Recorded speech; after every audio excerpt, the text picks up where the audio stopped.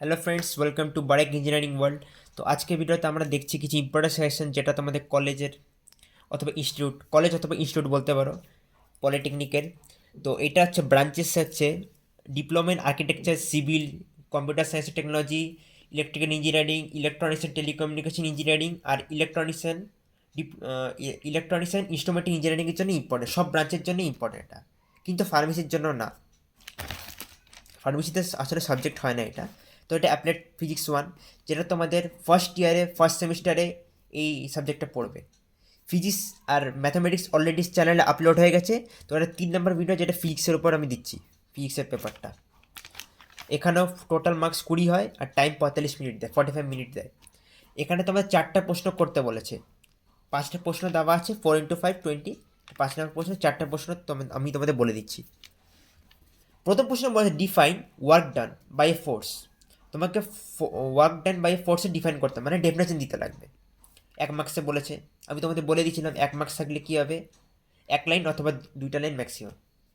Give an example of a no work force. তোমাকে একটা example দিতে লাগবে নো ওয়ার্ক ফোর্সে। এক্সাম্পল দিয়ে দিলে 1 মার্কস, 2টা দিলে আরও ভালো হয়। যে যে চেকার করছে, যে এক্সামিনার, যে সে হচ্ছে ভালো, মানে সে জানে যে তুমি পড়াশোনা করেছো আর তুমি 2টা এক্সাম্পল দিয়েছো। একটা হচ্ছে ভালো ইমপ্রেশন চলে আসে এক্সামিনারের সামনে। A 60 kg man runs up a flight of 30 steps each 20 centimetre high in 10 second.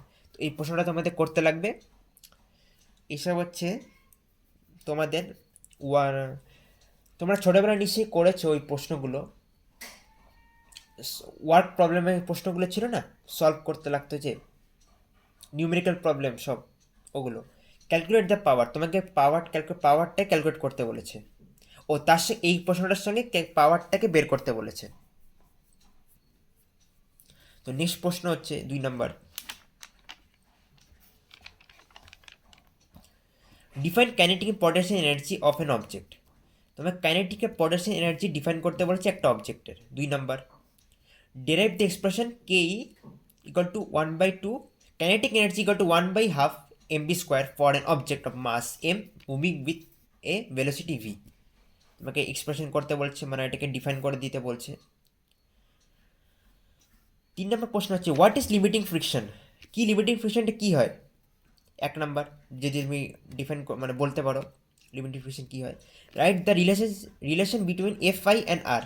Right down the factors the friction between two surface depends upon. আর বলে দিয়েছে কি নর্মাল রিয়াকশন, আর F1 বলছে লিমিটিং ফ্রিকশন। এটাকে সলভ করবে তোমরা।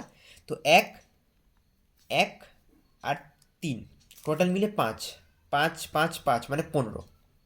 4 number প্রশ্ন, define movement of inertia. তোমাকে মুভমেন্ট অফ ইনার্শিয়া ডিফাইন করতে লাগবে। অ্যান্ড রেডিয়াস অফ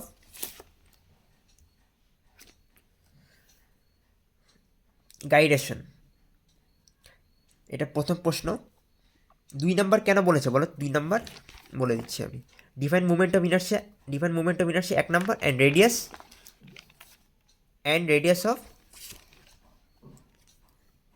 গাইডেশন বলে দিয়েছি। 2 number, calculate the radius of gyration for a solid sphere of mass M and radius R rotating about its diameter. তো 2 + 3 5 নম্বর।